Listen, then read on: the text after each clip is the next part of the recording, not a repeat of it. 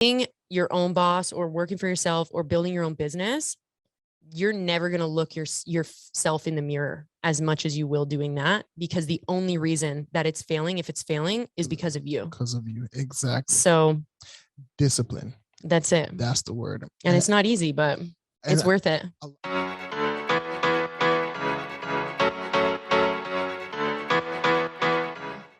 Hello, everyone. Dondre Homer here. Welcome to the DHomerRealEstate podcast, where the focus is to make real estate, personal finance, and self-development digestible, fun, and relatable to everyone. I would truly appreciate it if you like, comment, subscribe, download, write a review, share it with your family members, anyone that you will think will benefit from these gems.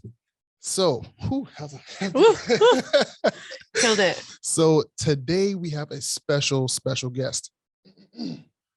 And I'm getting my bag in a little bit, because although this is actually our first time meeting in person, I can tell off the bat your heart for people is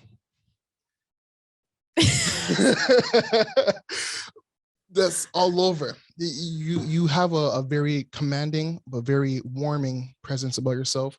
I can tell that you are someone who truly wants to see people grow. I know I can tell that that you are someone who, wants the best for other people.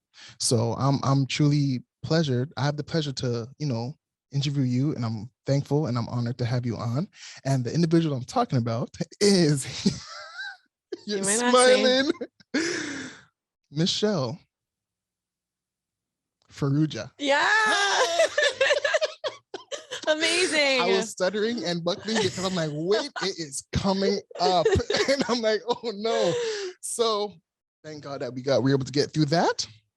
Now, before we start any interview, I always go through the icebreaker questions. Amazing. So it's 3 questions that I have just for me to get to know you a little bit more, as well as the listeners and the watchers. So the first question, if you could have a superpower, what would it be?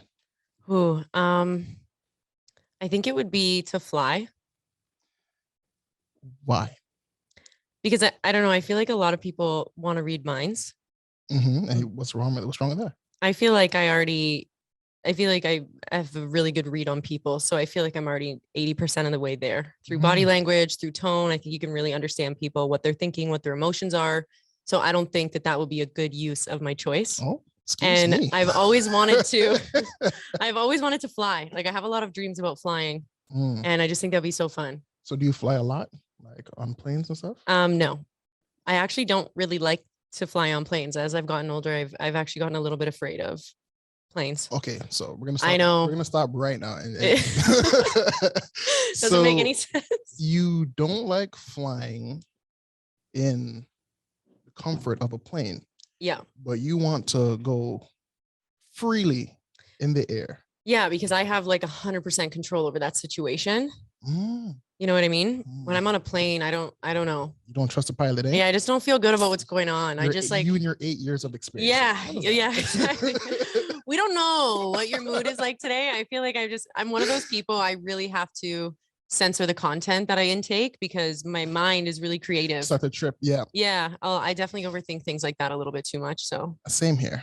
So don't worry, but that's good to know. So flying, that's good. The second icebreaker question is, if you could immediately gain one skill. So right now, if you snap your finger, bam, you gain that skill. What would it be?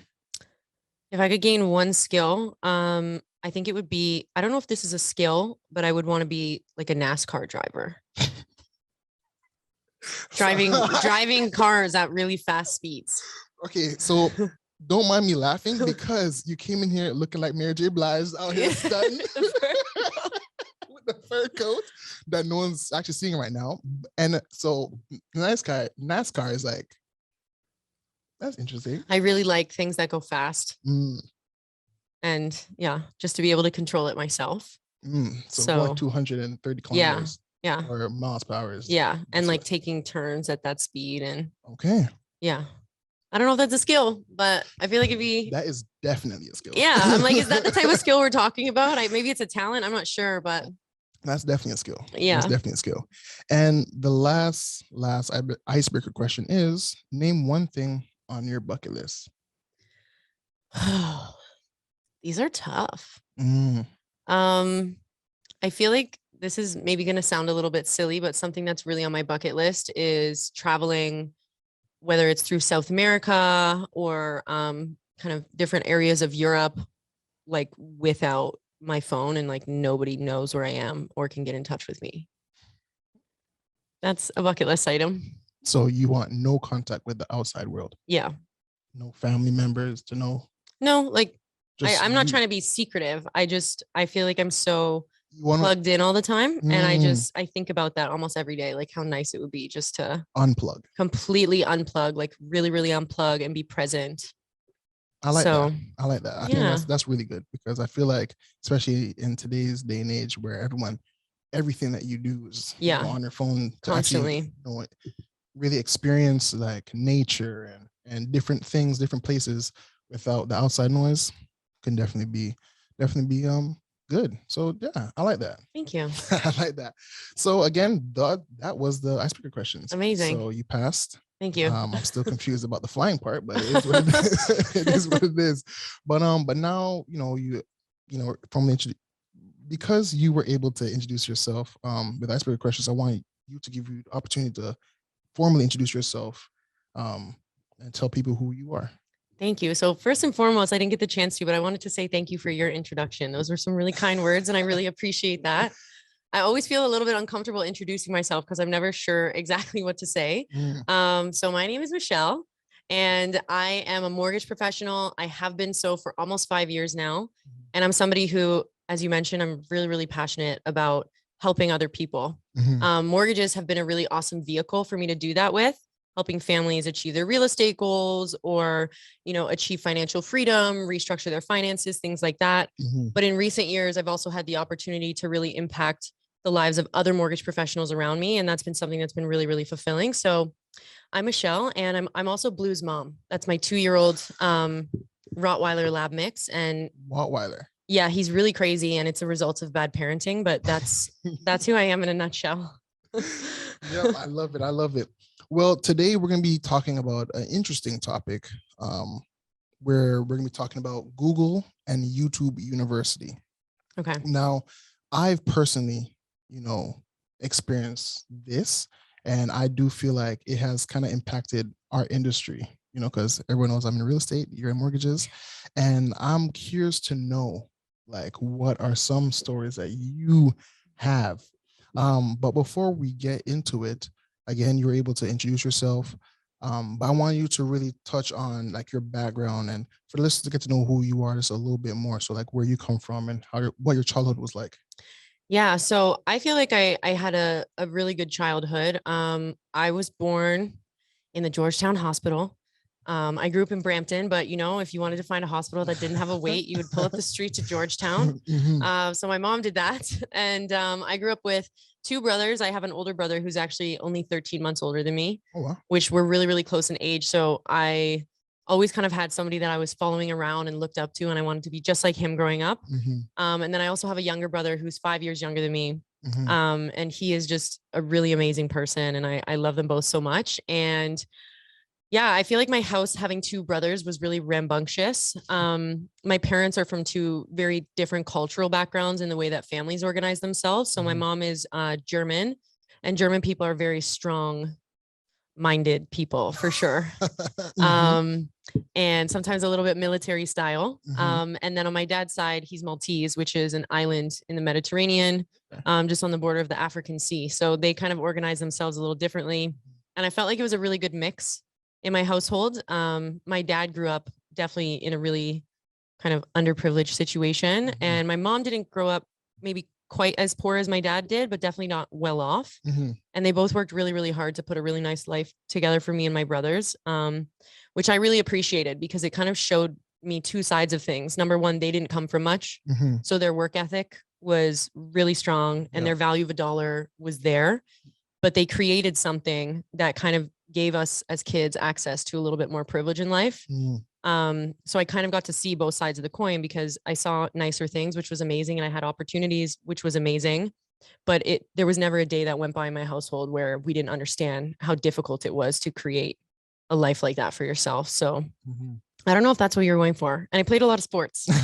But tell me about the sports. Tell me about the sports. I played pretty much every sport under the sun growing up. I've always been a really competitive person, and my parents used to always get frustrated with me. I would just come home one day and be like, I'm going to be a barrel racer, which is like horseback riding. And then I would come home the next day and be like, I'm going to be a hockey player, and I'm going to be this, and I'm going to be that. And Mhm. my parents never tried to like drown out my ideas, and they kind of let me do everything. And they would always get frustrated because they were like, we got to a point where we're like, well, maybe she'll suck at this. And then like, we won't have to like pay for her to go to rep and like do all Mhm. these things. But every sport that I tried, I just picked up very quickly. Top notch. Yeah. And then I eventually kind of settled into hockey and lacrosse and ended up playing lacrosse in university. Oh, wow. I had an undefeated university career. I didn't lose a preseason game, a regular What? season game. Yeah. It's a pretty cool legacy that we That's had you. with that team. Yeah, that not just me, but that team. So yeah, a lot of fun things going on. Well, that's awesome. That's awesome. Well, again, I feel like with all of us, our parents, make sure to let us know that, hey, coming up here was not easy. No. So do not take anything that I'm giving you for granted. And again, the fact that they were able to, contribute to your sports. And again, it's not just you, it's you have an older brother, you have a younger brother. Yeah, I'm sure that they had some, goals and aspirations in definitely. sports, whatever the case may be. So shout out to your parents with that. I know. So you mentioned that you are into, mortgages, but I wanted to know, like, what industry were you in before transitioning into the mortgages? Oh, this is I guess kind of a difficult question to answer. I wanted to go to law school. Okay. And then I actually had a really bad brain injury from playing lacrosse when I was in university. I was actually in a brain injury program for all of second year university. Oh my gosh. Yeah. So I actually just, by the time I graduated my bachelor's degree, like I was so brain dead and so exhausted mentally that I couldn't go to law school at that time. My bachelor's degree was in psychology. I really thought after law school kind of was out of the picture, I thought I was going to be like a hippie on an island. And I just was totally going for that socialist vibe.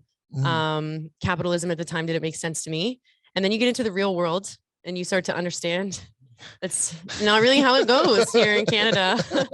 Yeah. So I kind of wasn't sure what to do after school. I worked in a couple odd jobs. Like I remember I was serving at a sushi restaurant, and my dad kind of contracted me onto one of his companies, and he wanted me to kind of help him rebrand and retrain people. And I realized kind of at that time that I connected with people very well. Yeah. And then I ended up moving out and kind of going to open interviews at a bank. Worked at a bank for a little bit, moved across the country. That kind of fell apart at the bank when they were transferring me. And a friend of mine is a mortgage banker in the States, and she was like, you should get into mortgages. And I remember like Googling, like on my way to this interview, like, what is an amortization? How does a mortgage work? Kind of on your, I guess, topic of YouTube and Google University. I pulled up that interview just ready to go. I love that. So I'm curious to know, if you don't mind me asking, and if you don't mind me sharing, like, what was the injury that kind of caused that? I just had two accounted for really major concussions. So the first one was really stupid. I was actually just wrestling with my brothers at home, and I just absolutely smoked my head off the floor. I didn't know at the time that was such a normal thing growing up. Like even still, when I go home for Christmas or whatever it is, I'm such a tomboy. Like I walk in the door and like one of my brothers like spears me, and I'm just like, and then my mom's always yelling in the background, like, her head, it's not the same. It's never going to be the same. But yeah. And then another one was, I was actually playing in a men's league hockey. I got cross-checked to the back of the head. And then I had a couple that weren't recorded just from playing lacrosse. It's like a pretty aggressive sport. I know. Yeah. So I take it relatively easy now for sure. So do you play a little bit, or you just take it light? No, I don't. When you have a brain injury, it totally changes your senses and the way you register things, like the way you register light and sound. And I just feel like the lacrosse ball actually kind of scares me now because it's like Indian rubber. It's rock hard. Yeah. And it comes at you very fast. And I feel like my brain can't register it as quickly anymore. So it's too aggressive of a sport. I just don't think I can. No, for sure. I completely understand that. Again, it's always good safety. Yeah. Safety first. That's what always the number one thing, especially with these sports. Like football is another one that I suffered a concussion once. Yeah. never again. Yeah, you're just like not the same person. I'll play like pickup hockey or like pickup soccer, things like that, but no, not anything too crazy. And also, you're doing your thing in mortgages, so yeah. So I need my brain. Absolutely. So you mentioned that a friend of yours told you about mortgages. Like, was that your introduction to mortgages, or what exactly was your official? Yeah. So I was like 22 at the time, and I remember calling her. So she actually is in the States, and she's one of my best friends. I met her. She came to school in Canada, and I would call her like after work at the bank, and I was in a telephone sales role, and I was like, oh, I won this award for most sales in a day, or like whatever it was. And when I called her, I was really stressed that day that my job transfer didn't go through. It was literally the day that I landed in British Columbia. And she's like, I don't know why you're stressed about this. She's like, why do you want to work in a salaried job? She's like, you obviously do well in sales. Like you should be, in something commission based. People, obviously you know how to connect with people. Yeah. So that was kind of my official introduction to mortgages. And then I was just kind of, asking questions like, well, how does this work? Like, what's the structure of your company? Do they have that same kind of structure here? And she kind of, was trying to put me on as much as she could, being an American. And then I just kind of got to hunting around like on Google and trying to figure out like, where do people do this? Where do they go to do this? Because I was 22. Like I wasn't one of those kids who like thought about real estate investing and stuff at 18. Like there's so many kids out there now that are so eager to learn and like figuring out so many different things. Back in the day. Yeah. We weren't like that. Like, No. I feel like, no, I think we learned things faster and got interested in things maybe a little bit faster than the generation above us, but not like the generations below us. Like I see like 13-year-olds who are navigating things online like way better than I can even process mentally. Trust me, they know about things. I'm like, and again, because everything's so accessible, like I know everyone's like, you see like a 15-year-old, having like so much Bitcoin, and I know, like, where do you find? And I'm like still trying to wrap my head around that concept completely. It's crazy because when you think about it, like Twitter, I think came out when I was in grade 11.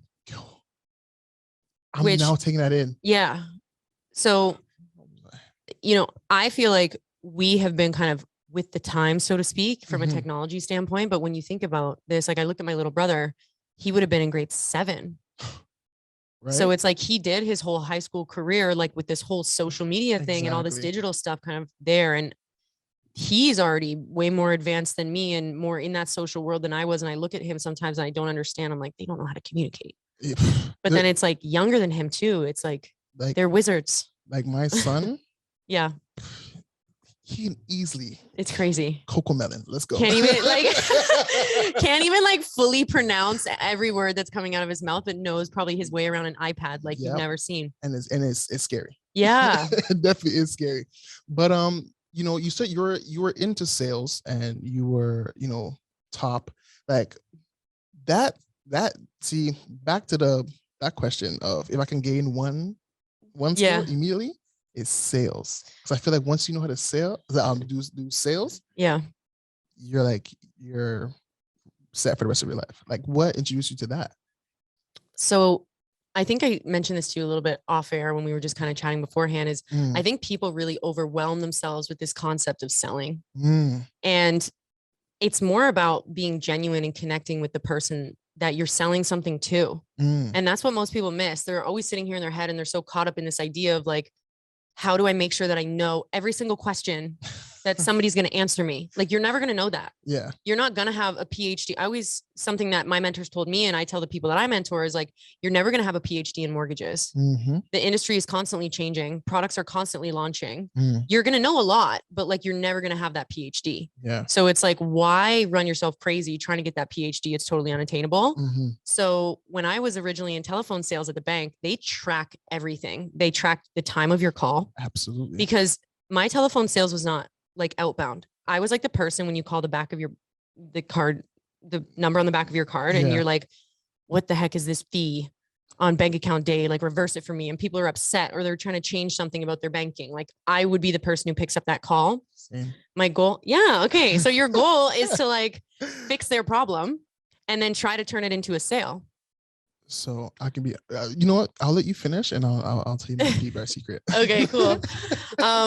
And I was just like selling 5 products on a call.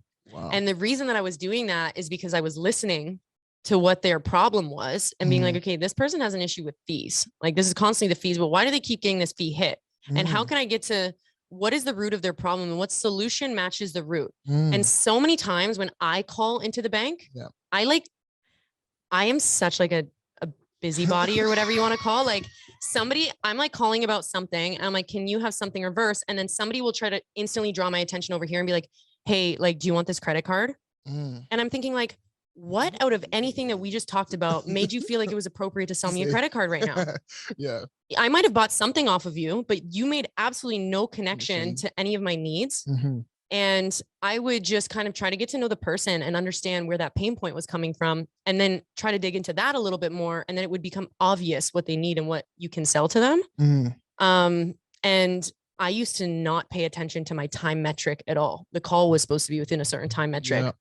The managers would just leave me alone. I'd be like standing, walking around, bouncing my ball, and I'd be doing the verification because you have to verify them through the security. They tell me their birthday and I'd be like, oh my God, you're a Leo. Like, and instantly it would just drop their like, oh, I'm just talking to some, the edge. And it would just kind of lighten things up. So I would be walking around telling people their horoscopes to get their like guard down. And people be staring at me like, we're at a bank. How is she doing this? And I'm just like, we're talking to people. Like you guys are overthinking this. So, okay. So I used to work at a bank as well. And I was in the credit card. Oh, the outbound. Yeah, it was just rough. It was rough. It got bad really quickly. And I was like, I gotta go. I suck at this. Yeah. And you know, this might sound bad, but honestly, my son was born at the right time. I was like, glory to God, I'm out. I gotta go on pat leave. Bye, everybody. That's so funny. Let me regroup myself. Because again, really and truly, the bank was the first introduction to finances in general. Yeah. Me. So I was like, I was learning, you know, what is interest rate? Totally. I had no idea what interest rate was. I exact same experience. So I'm like, whoa. So the language was like completely different from what I was used to. And I was like, wow, yeah, I need to do better. So once I actually was, while I was on leave, I actually took some time to do some courses to really familiarize myself. So I now know if I were to go back in the job, you would nail that. I'm kicking everybody. No, but honestly, I actually think, obviously I'm kind of sitting more in an entrepreneur seat now, and I love that. But I actually think for myself and many other people that I know who I, look at and believe to be successful today, a lot of them had a job at the bank. Yeah. And that was like the original introduction. The bank to money. Yeah. Compound interest. Totally. It's like, it's teaching you, you don't need a degree to get a job at a bank. And this is what a lot of people forget. And this is why, I'm biased, but I love being a mortgage person because at the end of the day, a bank employee is an employee like anybody else. Some of them will take their job seriously. Some of them will watch the clock. Yeah. And when you walk into a branch and you want to get services on your financial product, whatever that is, mortgage or otherwise, you're basically at the mercy of who's sitting there and who you get your meeting booked with. That's where their level of care is going to be. You don't need a lot of education to get that job, but I do think that job for people who are interested in breaking into the financial space, breaking into the real estate space, I was there for like 4 months. Oh, really? I was not there for a very long time. I get in, get out. Yeah. I just got to get in and get out. Dip my toe in it. Yeah, I gotta go. I killed this job, everybody. Deuces. It's the best. I love it though. I love it. And again, you're absolutely right. The bank is definitely a great introduction to the financial world because obviously it's a bank. But I'm curious to know, like, before transitioning into mortgages, did you have any like preconceived like notions of what this industry would be like? No. Oh, really? No, I had no idea. The reason why I asked this question because I know and I've heard, realtors before they even get licensed, they're like, oh, the amount of money I want to make. And I had no idea. Really? No. And it's funny because now knowing what I know, I remember when I first got my job as a mortgage person. So my dad is an entrepreneur and he owns a business. My mom is very intelligent, but she's not an entrepreneur. And they really balance each other out in the home. But my mom is very like, make sure that you're getting what you're worth and you have some form of steadiness somewhere. And like, you're always putting a little bit aside. Yeah. They're definitely financially literate people, but their risk tolerances against certain things, I think are a little different. Yeah. So when I first got that job, my mom was looking at it like, where are you going to go here? Like, what is this all about? And my dad was looking at it like, you're getting ripped off. So F these people. yeah, like you gotta go. And I was like, can everybody just be quiet and like just let me like Get in just my be zone. here? And they would make fun of me because they're like, you used to like cheat and fail math in high school, Michelle. Like now you're gonna be in the financial field. And my mom will still bring it up every now and again. Like not now and again. Like I think she said it 2 days ago. She's like, it still blows my mind. Blows my mind. You cheated and failed. Yeah. I would like straight up sit next to one of the like smart kids in class and just be really nice to him. And Move your hand. Oh, he would just let me cheat like the whole thing. Like I would copy his answers. He'd get a 98. I'd get a 48.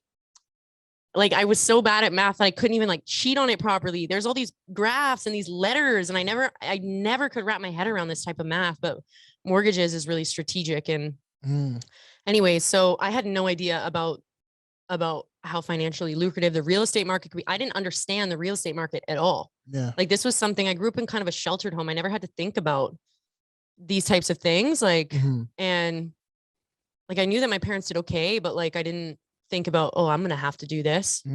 They really just gave me the space to flourish in the things that I was naturally attracted to, but they weren't too on my head. Like you're going to have to pay your own bills one day. It was like one day I woke up and I was like cut off and I was like,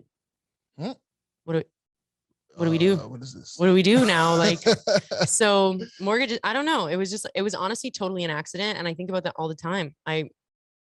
My first job, I worked under a really successful mortgage person and I was his sales rep. He paid me literally minimum wage, which at the time was like $13 an hour. And I would have to make 150 cold calls for him every day. Oh my gosh. And then the carrot that they dangled in front of my face was, if you do this for X period of time, you can become a 50-50 broker. And I remember thinking like, oh my God, 50-50 broker. Then when I came back to Ontario, I realized that there's brokerages doing 90-10 splits. Yeah. So that's not even close. Like that was the peak. And it's like, when I came back here, it started at 50-50. And then you worked your way within a year to get to that 90, 10, 80, 20. So I was probably like a year and a half into the industry before I actually realized how much money people were making. Oh, wow. And I remember asking my first mentor, who I absolutely love and value to this day. He taught me so much. Like that experience to me was, I couldn't put a price on it at all. Absolutely. I would go back and do it exactly the same way if I could. But I totally lost my train of thought there. No worries. Yeah. No worries. Yeah, that's the point. Shout out to I realized mentor. I was getting ripped off is the point, but he was great. I learned a lot, but I didn't have any idea until like a year and a half into the industry, what you could really do here. But that's cool. You're actually the first person that I've heard that said that, they just went into it, not blindly, but like, they didn't have any like some huge expectations, because again, obviously now when people see, selling Sunset and selling Tampa, and it's a different time. Yeah. And it's like, I was really attracted to the original brokerage that I went to, because at the bank, I noticed very quickly when people are calling to do fee reversals and stuff like that, like people had no money, and $14 a month fee that was wrongly charged was a stressful situation for people. And I wanted to educate people about, listen, I'm looking at your bank account, Joanne, and I'm noticing that this, like, you're doing this a little too much. And if you just adjusted this slightly, you'd have an extra. And I used to do that type of basic math for people, and it would be like mind blowing for them. Oh, and you're absolutely right. Yeah. So the brokerage I chose originally, they didn't do any purchases. I started my mortgage career only doing debt consolidation, refinancing, restructuring. And so that's how I learned mortgages, and that's how I understood it. And now so many people call me all the time. And they're like, hey, I'm thinking about getting my mortgage license. Like, it seems like you make so much money, or like you have so much freedom and blah, blah, blah. And I'm almost like offended because I'm just like, I bust my. Say it. I'm allowed to use them. Just say it. I bust my ass. We have a swear jar on my podcast. I don't know what we could do anymore, but $5, I'm sure. Yeah. Pay up. It's not that simple. And like, you have to have a why. You could be a garbage man and make money. Absolutely. Make great money. You could own the garbage company. Exactly. You have to be connected to what you do. There's money everywhere. But if you're not connected to what you do, maybe you'll have a little bit of success for like a short period of time. And then you'll burn out. You'll burn out, and people like can smell it. And like that big sales, big corporation takeover thing, like I really feel like we're moving out of that space as a society. People want genuine. They want connection. They want to be around people who care. Exactly. Yeah. And again, I guess our generation right now is like really seeing like, okay, yeah, see, you have a nice Rolex and you're able to go everywhere, but really and truly, like, I'm just trying to get out of that situation, because the call, like you just mentioned, that okay, this $14 $14 expense fee. That it's a stressful situation, and really seeing people in that situation is like, oh my gosh. Yeah. And so many people's financial decisions are now influenced on a mass scale, whether it's consciously or subconsciously, by what they're seeing, like just because we're seeing so much more stuff. Yeah. And it's like, I almost went on a rant on my Instagram story the other day. And as my professional life gets, deeper and deeper, I try not to do that as much as I can. Yeah. But it definitely slips up. I deleted it. I didn't post it. But what I wanted to talk about is just like this culture of, showing things off and like stunning like you have something that you don't. It's so toxic. Very. Because there's people who maybe don't have that confidence or are feeling insecure, and they're looking at you and you're an influence on them. Yeah. And you don't even realize. And then they go home and crying to themselves like, why am I not there? Why am I comparing? And I can say really and truly, being 100% honest, that's how I was with like, so I'm big on music, and so I like music a lot, and I want to become a bass player. Now, I don't know if you know anything about church musicians. These guys are outrageous, like talented. Oh my gosh! I definitely know that. Like anytime I've seen any type of music in church or whatever, I'm like, these people are crazy talented. And because they're so talented, and I'm here looking at myself like I can never get to that, but not knowing. Again, the time that they put in it, but it's just like they're not really showing me the time that they put in it to make me feel that's exactly it. They're just yeah. And I'm just like, I hate this instrument. I'll never do this anymore. But I got to a point where I was like, you know what? I'm me. And I can't change who I am. I stutter. That's fine. I'm someone who, I'm slightly awkward, a little bit depending on the day. You know what I'm saying? But it makes you like. There's only one you. Exactly. And that is like the coolest thing ever, and it's like, I don't know, I'm seeing this Kanye situation going on right now on social media. And I think Kanye is incredibly talented. Absolutely. But watching him stun around with a girl who looks exactly like his ex is like really mentally playing with me. I posted it on my story yesterday. I seen it. And I'm just like, why does everybody want to like look like this? And why does everyone want to be exactly the same? And like, how do people actually put themselves out to the world, clearly ripping off another person, like from head to toe? Yeah. And feel confident about themselves? Like, are we that insecure as a society that that's where we're at? I think so, really and truly, because again, and this is completely off of this is we're taking this conversation but I love it though. But really and truly, it's like I realize that a lot of people are not really comfortable with who they are. And when you have to look at yourself in the mirror, it's like, am I happy with who I am? And I don't think a lot of people can say that. It makes me sad. It makes me sad. And I wish other people could see what I see when I look at them and how I completely agree. And I guess it's something, again, there's so much things feeding us. Again, YouTube, there's Instagram, there's TikTok, there's like Twitter, there's everything. And again, you're looking at your current situation, and maybe you're not in the best financial situation, and then you see everyone out here going to Paris and drinking.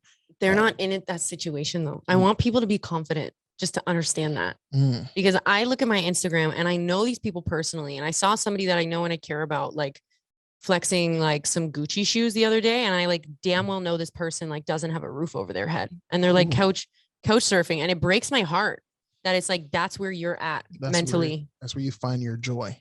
Yeah, or I don't even know if it's find joy, but it's like I don't think people feel joyful about it. There's no way that you go to bed at night and you feel like a high of positivity off of the 800 Instagram likes that you got, but you're sleeping in a space that doesn't feel like home and you have no peace and quiet. There's no way you're going to bed feeling that way at night. So it's not even about that makes them happy. It's about they feel like they have to validate themselves to others before they deserve to feel comfortable themselves. Absolutely. Because again, when you have other people, because people judge. Yeah. Right. And I think this is a perfect segue to, what I was going to say, because like, and it's not really a perfect segue, to be honest with you. Now that I look back at it. I think it actually is, because I feel like I know where you're going. However, it's like, and I want to touch on embracing your evolution. Yeah. And I want to stay on you for a little bit because I feel I like this energy that we're in right now, and I kind of want to stay on it, but I also want people to really, get to know who you are. Oh, I think they're catching the vibe just fine. Let me tell you. So like, I'm curious to know, like, you coming from, playing hockey, lacrosse, and people knowing you in a certain light, and knowing you for this individual. Yeah. Right. How did you get people to accept the new person? Yeah. I love this question because I actually definitely had a reputation of being quite a hothead growing up. I've always been like a really spicy person. So you're squaring up on that. Like, yeah, like I was definitely getting into a couple tussles growing up, and I grew up with brothers and like whatever else. So you got hands. Yeah. So something I had to drop as I got older, but I definitely, and this is something that I teach in my sales coaching all the time, is if you have a network and that network respects you and connects with you well and associates whatever you're transitioning into, at least to some degree, with something that they believe you will excel in, leverage your network. However, I tell most people that your network views you as the last thing that they know you as.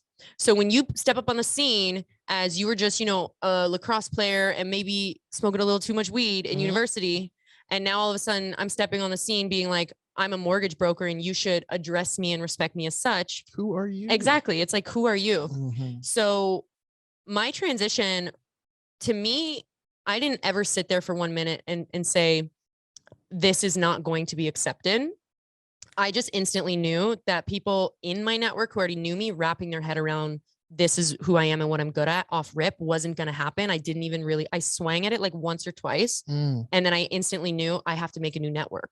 Ooh. So I always tell people when they're entering a new field and they're selling something, if your network does not respect you as that person, it's actually harder to sell to your network. Absolutely. And that's not even like a shade thing. And you shouldn't take that personally.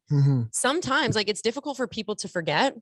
And it's difficult for people to like reclassify you in their brain. Yeah. So why are you going to spend time and energy trying to reclassify yourself to them? Train them to see who you are. Yeah. When I could just go over here and introduce myself to 1,000 new people who only know me as Michelle, the mortgage person. And then I'm going to start being successful with that group of people, and then started making a name for myself there. And now everybody I know circles back around. And when they think mortgages, they think Michelle in my network. And now later in my career, a lot of my warm network and people I've already known have circled back. Like, circling back like, hey, girl, I always knew. Exactly. But it's like, I have to accept, because a lot of people would be petty about that. Like the person, oh, well, you didn't accept me when I was, just starting off. And I just sit here and I'm like, listen, let's all talk about human nature, because the way that I'm successful in sales is all based on human nature and psychology. So if we can respect it and use it to our advantage there, why can we not understand and respect that if you were just laying down bodies on the lacrosse field and now all of a sudden you're trying to present yourself like this pro mortgage person, like these people know you just got here. And if you went and shot for something yourself too, and you shot from your friend and they didn't know what they were talking about. I'm all for supporting friends' businesses, but you got to be hungry and you got to come and you got to know your stuff. And I could respect that. Maybe not everybody saw me that way at the beginning. And I think it feels better now when people circle back. I actually love that feeling.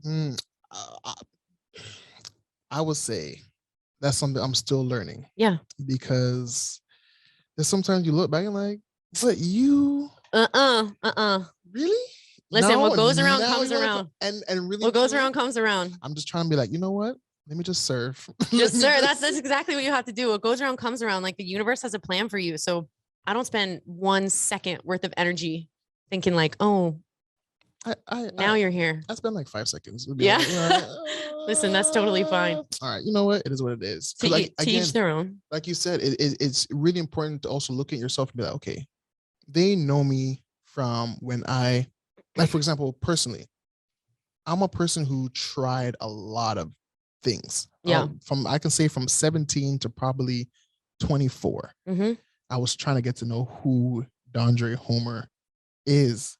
That's right? good. And I was pivoting a lot. So I tried clothing brand. I tried, music. I tried producing. I tried everything under the sun. And I guess because those didn't bear huge fruit, people probably looked at me like, okay, he's just a dreamer.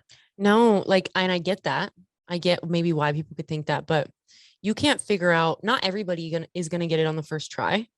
And the experiences that you had during those moments Help me. are what, yeah, they brought you here today, and they probably still serve you. Like, there's things that you probably experience in the real estate field now that you're pulling from experiences Absolutely. from before. Absolutely. I think the biggest thing, especially for your network that knows you, to want to buy from you or to want to use your services, is they have to see that you're committed. And that's where I think a lot of people miss the boat. It is difficult to want to use somebody's services if they're seeing you, working as a construction worker full-time, and then like you're a barista part-time, and I'm just picking random things. And then you're also trying to slang mortgages and you sell a couple houses on the side. You cannot, I don't believe in that saying that jack of all trades, master of none. And then there's like another part after that saying that I don't remember what it is. Me neither, but it essentially means that it's okay. Yeah. But after better of none, that saying actually goes on more. You're gonna have to pull this up because I don't know. But like for the listeners afterwards, there's more to this saying at the end that basically validates the fact that it's good to be a jack of all trades. And I actually don't believe in that. I think it's important to be well-rounded. Absolutely. But you cannot be an expert in 15 things. It's just not going to happen. Yeah. I learned that. Yeah. So I think that's what people want to see. You're now, they see you committed to what it is that you're doing. And I think that's the word. Like once for example, what really changed everything for me. Wow, I feel like this is like an interview. I love it. I've flipped the script here. No, see, we're getting you to open up. This is sales. No, but this is wow. I like it. But this is where like everything switched for me was when I wrote my book for my son. It's called 5 Nuggets. I love it. And I was crying in my bed, like, what is wrong? And like 3 months before my wife and I found out that she was pregnant, I had it was like a night. It was like, you're gonna be a father. Oh my God. I'm like, and then he's like, and then what the voice that was talking to me was like, what are you gonna teach your son? And that's what made me cry. And I'm oh my God, I'm gonna cry. I'm like, oh my gosh. And that's where I wrote my book called 5 Nuggets. Perseverance, persistence, patience, contentment, and faith. Amazing. And when you cook those up, because those are different ingredients. When you cook them up, it's commitment. I love it. And I ask myself, what are you committed to? So everything that I do, anything that I announce, I have to be committed. Absolutely. So with real estate, I put out there, I'm like, one, I actually love real estate. It's so fascinating. It keeps you on your toes. Exactly. And it introduces and connects you with so many people, which is so fun. The amount of people that I've met, I know. Like, wow. I know. Right. And then, so I'm 10 toes deep into what I'm doing, which is like, all right, cool, committed. And that's the thing. It's like really, letting people know, what are you committed to, which is amazing. For you, it seemed pretty easy to, I guess, that transition was like, you know what? I see the noise, I hear it, I understand it, but let me just circle back.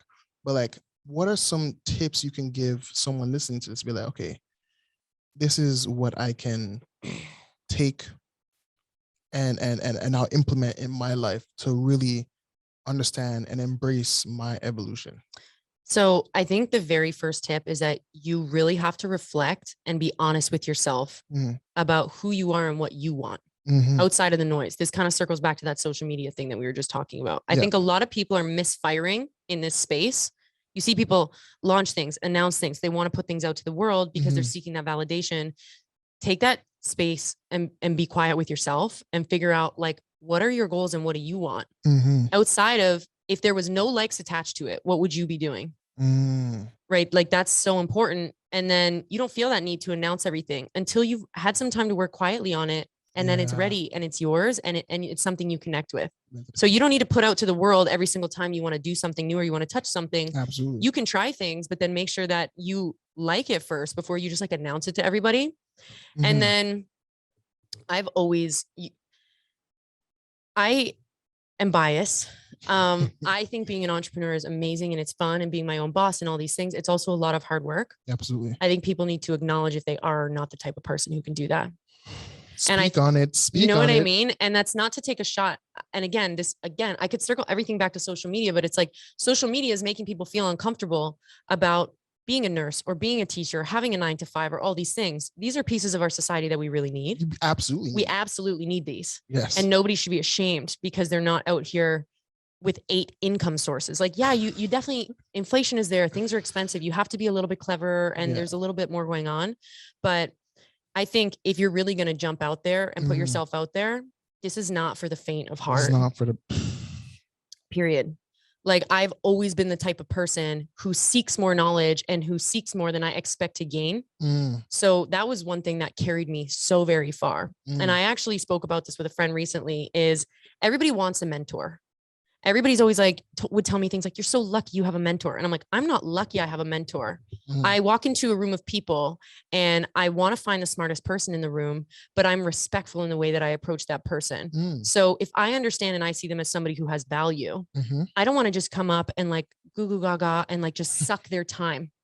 I want to instantly make sure that if I have a question, I have something to say, I'm very respectful of their time. If they give me a piece of advice, I'm going to go take it and action it. Yeah. Because now being in a situation where I am becoming a mentor for others, nothing is more frustrating to me. I want to help. Absolutely. But nothing is more frustrating to me than when people don't show respect for my time. Yep. And that's not because I think that, I'm better than other people, but it's like time is valuable. And as you become more successful, you have less of it. So it's like, I want to help. But what is your question? Get to the point. And are you going to take in action the things that I'm saying to you? And I think that's where I say, this is not for the faint of heart. And you really have to decide if this is for you, because being your own boss or working for yourself or building your own business, you're never going to look yourself in the mirror as much as you will doing that, because the only reason that it's failing, if it's failing, is because of you. Because of you. Exactly. So discipline. That's it. That's the word. And it's not easy, but it's worth it. A lot of, but again, reflecting on what you're just saying is like, it's not for the faint of heart. It's not for everybody, because, there's some people, again, social media has made it look so easy, so popular. Oh, I quit my 9 to 5, but then you're working. My wife said it. You're working 12 hours a day, probably even more. You're working 24/7 constantly. Yeah. A lot of people don't have that discipline to even stay organized. Totally. That's a big one. Organization is so important. You have to be when you're an entrepreneur. Yeah. But organize is important. Very important. And it's something I try to talk to a lot of people about. I'm like, listen, if you don't have yourself organized with one client, there's not going to be like this magic day when there's 100 clients. And then all of a sudden you're going to go back and organize yourself. Like, things are going to hit the fan real quick. And then next thing you know, you're going to be crying in your bathtub with a bottle of wine every night. And that's like a true story. And I think I said that on one of my sales trainings the other day. I'm like, things will get really stressful and you will wish you could go back and redo it. Yeah.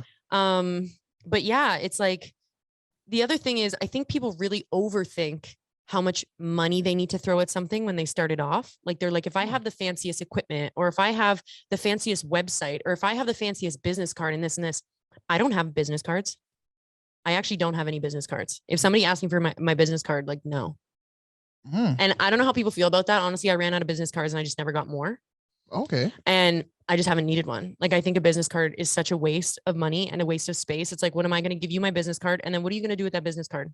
You're going to go throw it in the bowl of other business cards that maybe you have for mortgage people that you may one day use, maybe. Where the keys are at. Yeah. At the front of the door. I don't know about you, but I've never really like looked at a business card afterwards and been like, I'm going to call this person. It's like, I either connect with a person or I don't. And I think that a lot of people, when they're starting a business, whether it's a product or it's a service or whatever, they're thinking too much about the shininess and the flashiness, and they're not thinking enough about connecting with their customer or their client. Who is your ideal client, and what do they engage in, and what are the character traits that they carry, and how do they want to be spoken to? How do they want to be marketed to? How do they want to be sold to? And that might sound like an overwhelming list, but it's not, because if something you have to, I want to create a business of a service that I would want to use. So it's very easy, actually. What would I use? And how would I feel connected to this? How do I want to be spoken to? So I don't know. Let's take 2 seconds just to let that marinate for people. Just has to marinate. So I kind of want to, circle back to friends, because let's say some friends circle back. Are there any friends or past coworkers or family members that you had to kind of like, I guess, distance yourself from? Yeah, protecting your energy and setting boundaries for yourself is such a key component to success that a lot of people, it takes them a little while to wrap their head around. And it took me a little while to wrap my head around. I think I would be a lot further than I am right now if I learned this lesson faster. Because when you have people that you love and have maybe been a part of your life during a different time, especially if you went through a hard time, misery loves company. And typically if you went through a hard time, you were surrounded by other people who were going through hard times. But then one day you wake up and you don't want to struggle anymore, whether that's mentally struggle, financially struggle, emotionally struggle. And now you have a choice of, I am the pilot of my own life. I think that's from like a movie. It just came to mind. What movie? I remember. I don't know where it's from, but I know it's from something. But you realize that this is not going to change by me sitting here and sulking on it. Yeah. And unfortunately, it's not going to change by you only sitting here and praying on it. I do think praying on things in the universe and these things are important. Absolutely. But you can't sit there and only do that. Action has to be in place. Action has to be in place. So now you're kind of in a position where you're like, I'm surrounded by this misery that loved my company and I loved its company. And I have decided to make a change for myself. Can I bring them with me? And a lot of people will try to do that. And listen, give them the opportunity. But if you are going through the list of people that are closest to you in your head, and what is like the first thing that comes to mind? Negative? Is it negative or is it positive? And it's very simple. You could sit here and overcomplicate it. Oh, but this is my cousin. And oh, but we went through this really hard time. And oh, but. But it's like, listen, do they make your energy feel charged or do they make your energy feel drained? And it's just that simple. So definitely people fell off. And I really had to set boundaries and learn how to spend a lot of time by myself. Some people can be really uncomfortable spending time by themselves. Yeah. And I was going to ask, like, how was that transition for you, knowing that, I spent time with this, say, family member or a friend or coworker, and then now it's like, all right, cool, I've chosen me. I felt really guilty because I've always been the type of person who wants to help people. Yeah. And if somebody asks me for something or they want me to come somewhere or they need me or anything, I would just be like, yes, yes, yes. And I would give so much of myself to other people. I would fill everybody else's glass and I would be empty. Yeah. Emotionally empty, financially empty, like in every which way I would do this. And there just came a point where I was like, I work too hard and I have too big of a heart to be just giving all of myself to other people. Yeah. And I felt really guilty when I started to set boundaries, and setting boundaries is a really actually uncomfortable thing to do if you've never done it before. Very. But once you set it once, you go through that guilty feeling and then you just kind of stand on it and you're uncomfortable. Like you almost say no to somebody and then like you look at them almost like for permission. No. Yeah. And you're like, am I allowed to say that? But it's like, of course you can say that. And then you get more comfortable with it. And then I started realizing I can find ways to help people that don't drain me, but instead empower me and empower them. And that is like what I wake up and I feed off of every day, is that energy. I love to help other people around me win. And then when they are winning, I get jacked. Like if you see me on my like Zoom sales calls, like all my people probably think I'm crazy. I'm like, yes, like, and I'm yelling and I'm excited. And like, everybody's like straight faced. And I'm like, are you guys listening? Yeah. I'm like, am I the only one who thinks this is cool? Like this person just got their first sale. Does like not everybody just want to like hug them and like throw them a party? And no, but I love it. And when you're saying about like just really like once you're done and you're tired, you reach a point. And there's a convention that I went to, or a seminar with Robert Herjavec. Oh my God. And he said, like, once you suffered enough, you will do whatever it takes to change it. And I think once people reach that level, that's when they find their true, like, all right, I'm done. Like their beast, and they're just like ready to go. Inner beast, ready to unleash and conquer things for themselves. Not in an ignorant way or whatever way, but it's just like, you know what? I care about me right now. Exactly. And all the people who are meant to be around you are never going to interfere with you winning. They won't even think about it. And they won't be jealous about it. And they won't be anything. They're like, oh shit, here she goes again. You know what I mean? Like, good for her. And they're sorry. They're super psyched about it, you know? And it's like, if anybody makes you feel like you're working too much, or you're driving this home too much, or you're doing whatever it is too much, get rid of them. And I think people think this has to be beef and it has to be like this big event. Like it's not this big. You 3 o'clock. That's it on the playground. You know what I mean? And it's just like, it doesn't need to be this big thing. It's just like, hey, I'm tired. I can't come out. Hey, honestly, I'm exhausted. I need to spend a little bit of time with me. I'm really trying to refocus. I'm trying to do this. I'm trying to do this. It doesn't have to be like, be more selfish. You're screwing me. It's about you. Absolutely. So yeah. No, this is, I know people are going to look at this and be like, yeah, this is it. This is the conversation that people want to hear. I love it. Now we talked about, embracing our evolution. You are a team leader, and you run cognitive. That's that right? Yes. Cognitive capital. Like a brain and like money, cognitive capital. Yes. And I want to get to like dive into this. Like, what is the difference between like being a regular agent and now running a team? So running a team is like I mentor people, and I kind of am like showing new agents my playbook and how I kind of got myself where I am, and helping them with sales and bringing in clients and closing deals and showing them my business processes, how to run an efficient business, how to do these types of things. So that's really the difference. There's a lot more people wanting my attention, I would say. It's not just clients now, but it's people who want to, be successful in the mortgage space as well. But it's been like very fulfilling. That's amazing. That's amazing. Like, was there anything specific that kind of like got you to start your own team instead of just staying an agent? So when I came and joined the brokerage mortgage outlet that I'm a part of now, and that I love them, that has allowed me to kind of just do my own thing and really just, they don't put any constraints on me. Like as long as everything is within policy and I'm running good business and I'm being, clean business, everything's good. They really, when I joined them, had let me flourish. And there's about 150 agents at Mortgage Outlet. And there's kind of a group, we have, top brokers, and there's kind of a group of like the top 10 of us. And the next closest person to me, I think, is 9 years older than me. Oh, wow. And I came into this group of people that I looked up to, and I was like, oh my gosh, they're amazing. They're so successful, and they're so just great. And they were so successful, but so open and willing to teach. And if I had questions, like people picked up my call. People could tell I was very thirsty for knowledge. Like I never sat there and was like, woe is me. This is messed up. This deal is hard. I was constantly trying to seek answers, but they gave me that support that I needed. Which is beautiful. And I, definitely had a lot of my own hurdles in trying to piece things together.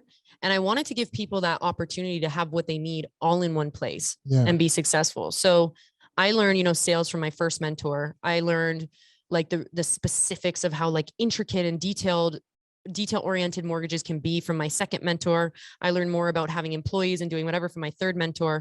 I created efficiencies and learned efficiencies myself by trial and error. And I want to be able to give all of those things I learned from all of my mentors in one mentor to the people that I mentor.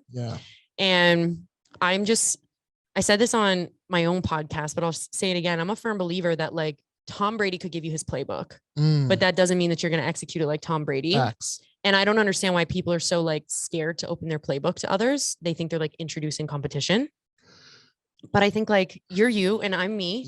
And like, you're going to apply this information differently than I will. And the clients that are going to come for you, they weren't going to come for me anyways. They don't resonate with me anyways. Like there's enough food on the table for everybody to eat kind of thing. Kind of what we were saying earlier today. Yes, she has her own podcast. Listen to my podcast. No, I'm just kidding. Right. And then it's like, so I feel like, especially here in Toronto, me personally, I just feel like with creators and people in general, all entrepreneurs are just shady, and just everyone's looking at like, oh, what are you doing? But I'm sorry, like every successful person I know, like really successful person I know wants to share and educate. Yeah, me too. Because like you can be successful for a short period of time with that like scarcity mindset where you're trying to like keep everything for yourself, but it's just not going to take you. It's not going to take you that far. I know it's not. And again, we don't need to compete. Like again, what's for you can also, but it can also be for you at a certain period of time. Like it's Absolutely. Like everybody, I don't know. Yeah. I just, no, there's 2 really great podcasts that you guys can listen to. Exactly. And there's a lot of really great mortgage agents out there as well. So Exactly. I don't understand the competitive nature with so much people and like whatever. But hey, for them, they can do whatever they want to do. Yeah.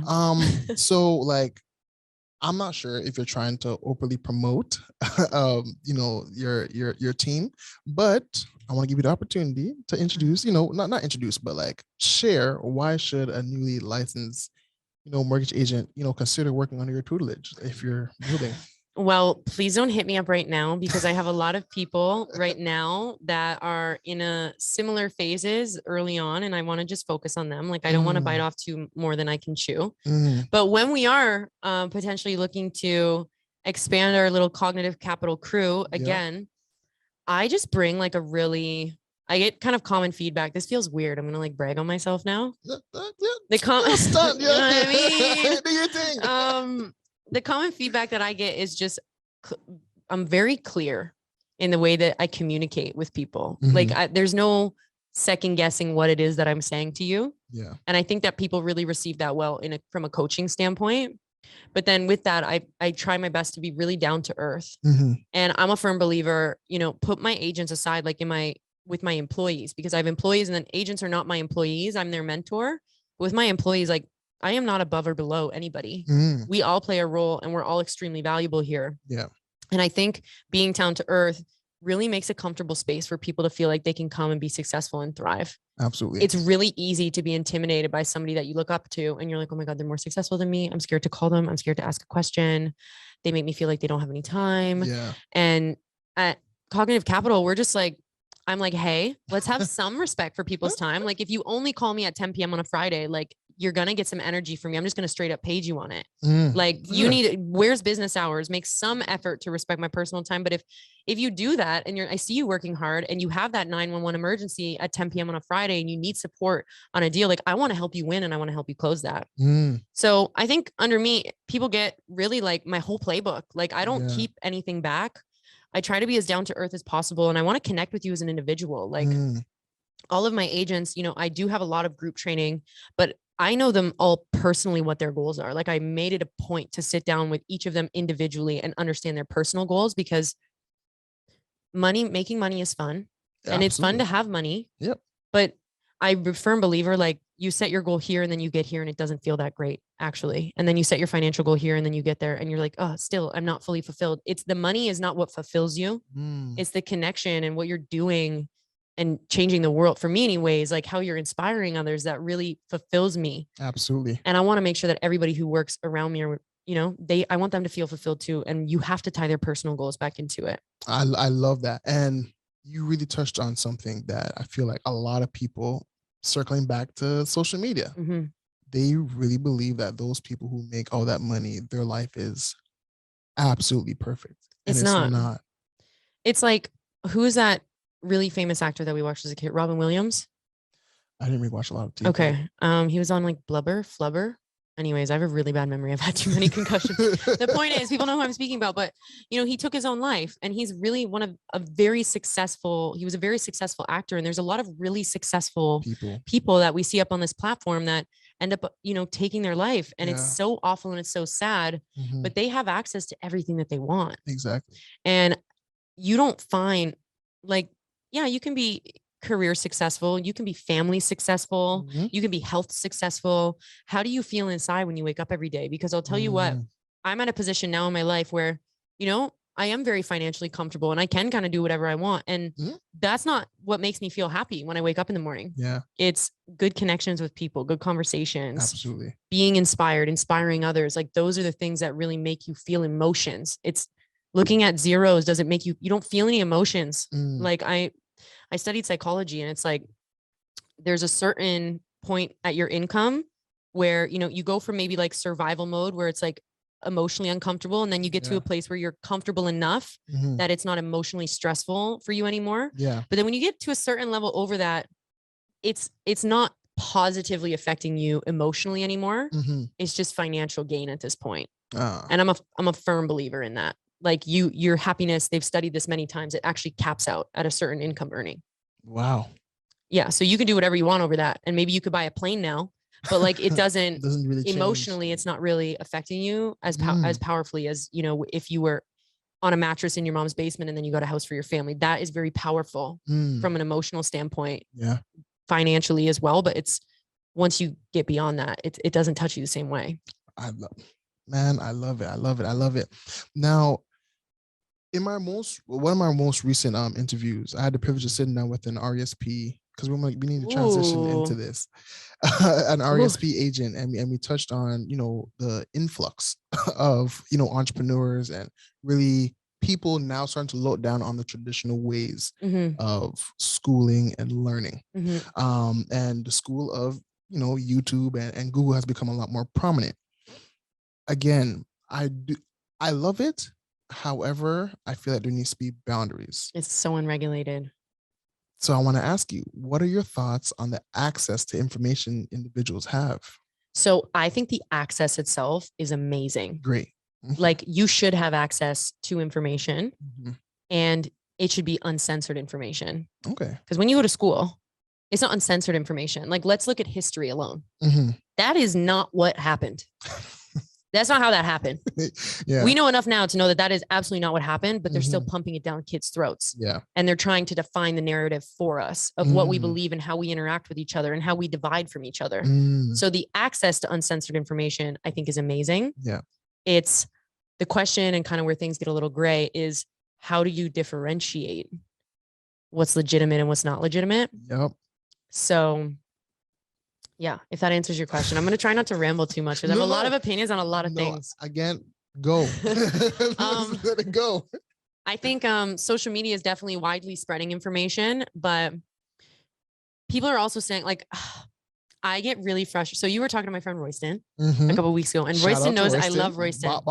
Royston knows this about me so well. And, you know, Royston is like he's like my content inspiration. Like, he might think I'm like, maybe like, you know, influential to him in a mortgage space, but he's really been such a positive mentor to me kind of in the social space, because it's something I've kind of stayed away from. And the reason that I've kind of stayed away from it is I'm like, I don't want to put something out that's not factually correct, period. I will not put my name on something that is not factually correct. So if him and I ever shoot a piece of content together and something is worded wrong or doesn't come out wrong, I'm like, no, like, it's not going out. And, you know, he's kind of always like, oh, you're such a perfectionist or whatever it is. But that's really, really important to me, because when I scroll social media, when I scroll TikTok, Reels, whatever it is, I'm like, wrong. And like, I will send mortgage videos to Royston, and I'm like, what's wrong with this? And he's like, they can't have a 30-year amortization on something that has less than a 20% down payment. This monthly payment is off by $500. I'm like, thank you. Like, he knows, like, it's just, people are putting out factually incorrect things to try to draw in attention to their business. That word one more time. It's factually incorrect. I don't, you know what I mean? It's like, you might be in the zone, but that is not a fact. And when we're talking finances and sometimes the logistics of how things work, a lot of things are facts. It doesn't mean that there's not a different way to do it. But if you're going to come out there and tell somebody that they can purchase a $1.5 million house with $100,000 down payment and do this and this and this, that is not true. You cannot do that. That's not a 20% down payment. You cannot do that. And I get heated. You could see it in my voice. I get jacked up. Like, you and I both, because again, it's crazy, because like what I'm now seeing also is, again, coaches, influencers are out the wazoo, and they're saying a lot of untrue stuff. Like, for example, apparently, like I got one call, and I think I shared it's like, oh, so I have 3% down, and how to get an FHA loan. I'm like, what? I'm like, okay, let me give me 1 second. Because you're thinking like, am I missing something? I'm supposed to be the professional. Yeah, right? And you're saying like, I don't even know. So perfectly, confidently. I'm like, am I tripping? Yeah, I know what you mean. Is there like this new program that I don't know about? And then when I Googled it, I'm like, yeah, this is not it, boo. That's not it. That's not it. Like, and it doesn't exist here at all. And it's like, yeah, like, information is crossing borders as well. I think it's like super important. If you're going to be somebody who educates, that put it in your bio, put it somewhere, just like what country of origin you're in. You know what I mean? Because like, you're spreading information that maybe gets over here to Canada, and then somebody gets super hype about this 3% down loan. Amped. And then they start making decisions surrounding this, thinking that they're going to be able to pull up because they read about this 3% down loan. Yeah. And then they can't do that. Yeah, I've seen many people make a lot of really bad decisions based on online information. Yeah. And just to kind of circle this back to my team at Cognitive Capital, I named Cognitive Capital for a reason. Cognition is literally the act of truly understanding something by experiencing it with your own senses yourself. And capital obviously meaning money. Yeah. There's such a disconnect in any financial world, and like clients and consumers have no idea what is going into this product. They have no idea how their credit card truly works. All these basic things that they're doing day to day, they don't understand what's going on. Yeah. So for the concept of cognitive capital, I really want to punch a hole in that disconnect. And I really want to make people understand things through and through. So I tell my team, listen, I want you to put your face on social media if that's what you want to do. Absolutely. And I want you to be out there, but I'm going to page you so quickly if you're putting out factually incorrect things. I love that. I don't know if that's a word, but I just That's feel a like bar. it's powerful. That's a bar. I'm going to page you quickly, and we're not putting that brand Cognitive Capital on things that are not true. That is the whole brand, is we don't say things that are not true. Like very transparent. We want to lead with education. Yeah. Because there's just so much crap flying around. Yeah. And I feel bad for, the consumers as well, because again, it's like, I'm pretty sure that individual who called me was about to be like, oh snap, I'm about to buy my house. And then when I had to let them know you that broke her heart. I'm like, clears your throat. Like, I'm about to ruin your day, honey. Yeah, I'm like, this is an American product. And then she tried to fight it. She's like, well, I saw it was in Windsor. I'm like, no. They're tripping. It was in Detroit, just over the border. That's where it was. And I'm like, yeah. And it's true, because like, I know, like, for me, I got introduced to real estate investing through this thing called wholesaling. Yeah. And in America, wholesaling is completely different. Yeah, there are wholesalers here, but it just works so differently, even just from a price point perspective. It's just, we're not playing the same ball game at all. Nowhere close. No. Like, they can buy a house I've seen a property for like $56,000. It's crazy. Yeah. I have a friend, actually, my friend's husband, he's a real estate agent, and just an entrepreneur in Alabama. And before he became a real estate agent, he was always like interested in investment properties and these types of things. Yeah. He actually goes to tax auctions. So in the States, if you like get behind enough on your taxes and you don't bring them up to date and whatever, your house can go into a tax auction and investors can come bid on your house. So this guy bought like a sixplex for like a few $100s. And then when he buys that at the tax auction, a notice goes out to the true owner, like, hey, somebody picked up your property within the tax auction. And it works differently in every state, but there's a period of time that the true owner has the opportunity to come bring it back up to date. Yeah. But for the investors, a lot of times they'll just be like, listen, they want $400 for you to bring this up to date. You don't even live here. I'll give you $2,000 to leave it alone and let me get this in this tax auction because this is peanuts, like hundreds or small thousands of dollars. People are buying properties and turning them, flipping them, renovating them, doing whatever. Like, it's insane. There's so many cool things down there. It just works differently though. It's an investor's dream in real estate. Yeah. And again, coming back to Canada, it's like you're looking at completely different numbers, and especially now with the market being the way it is now. It's pretty tough to find. It's definitely tough. It's doable. Properties. It's definitely doable. But the timing is so much more important. You have to be on foot all the time. Yeah. Really driving for. Yeah. Really. And you want to, get your renos and whatever done in the same price market that you bought it in.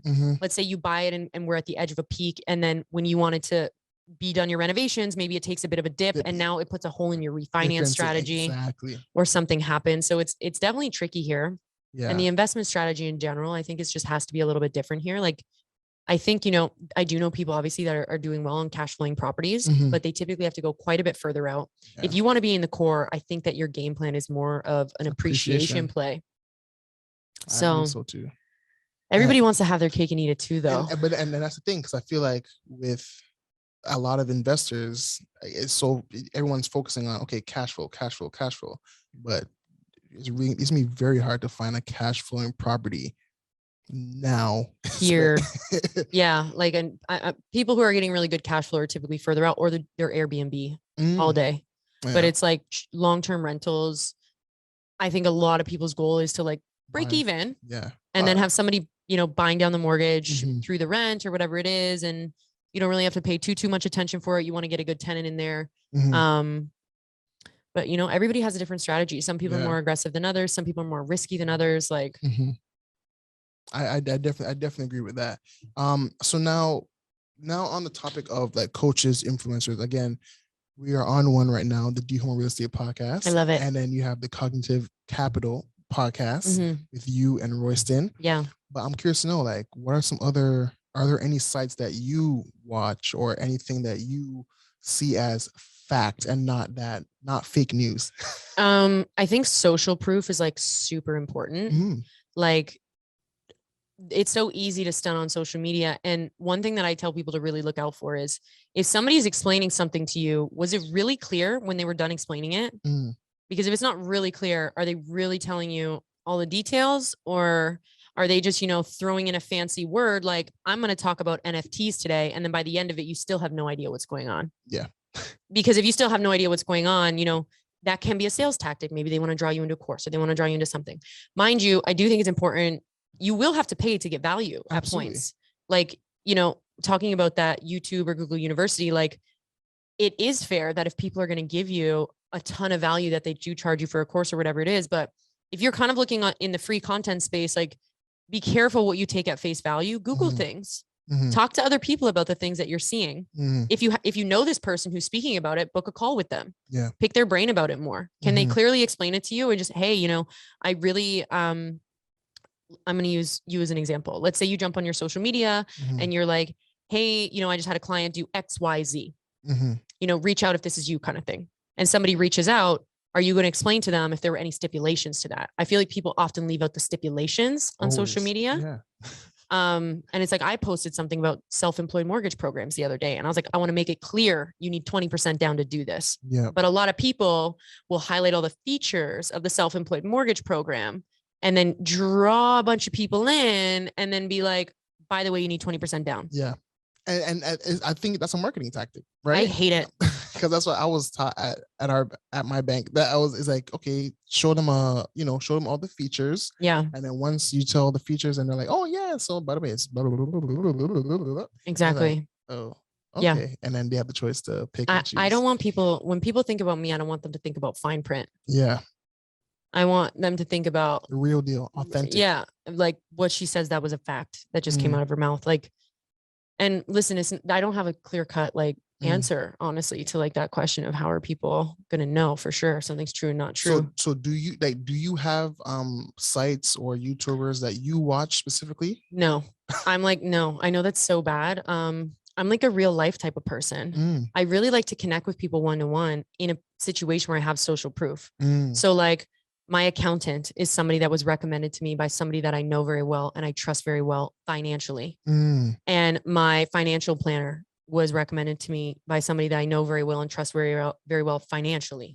Like, my older brother said something to me one day, and I hope my mom doesn't hear this, but she said, you know, Mom was trying to give me advice on my business, and I'm never going to take advice from her on my business. And the reason for that is because she has never owned a business, but he's like, you know what, I will go for her on advice on is the best, you know, way to market something, because that's what she does. Or, you know, the best, I remember the example clear as day. He said, the best medicine when my dog has an ear infection, because I know she knows that for a fact.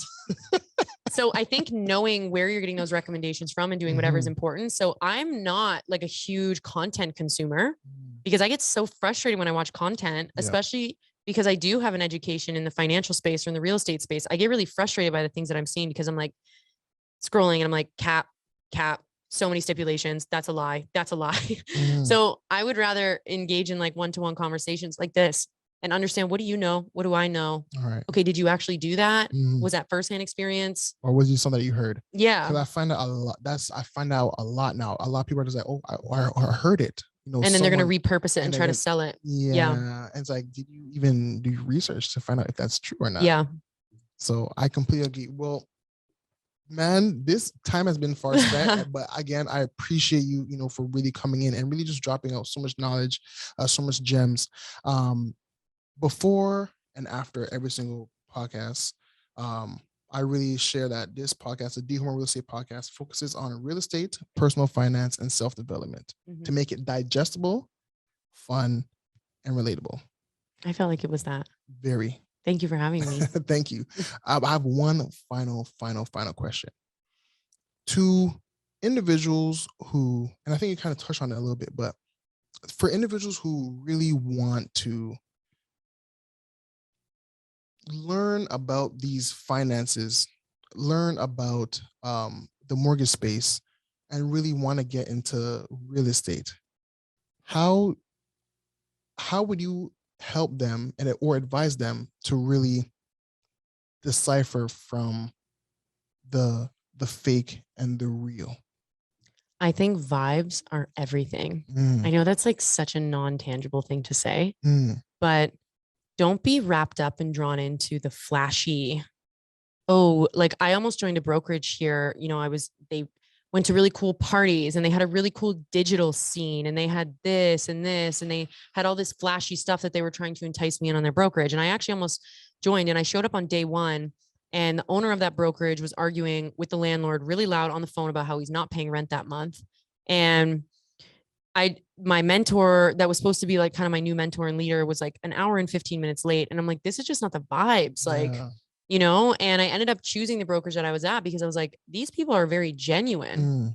And listen, if you want to come into something as a newbie, you need to look for the education opportunity. Absolutely. That's what you need to look for. You don't need to look for the flashy, what do I get? What do I get? What do I get? Because I'm going to keep it a buck with you. You're not worth anything when you're new.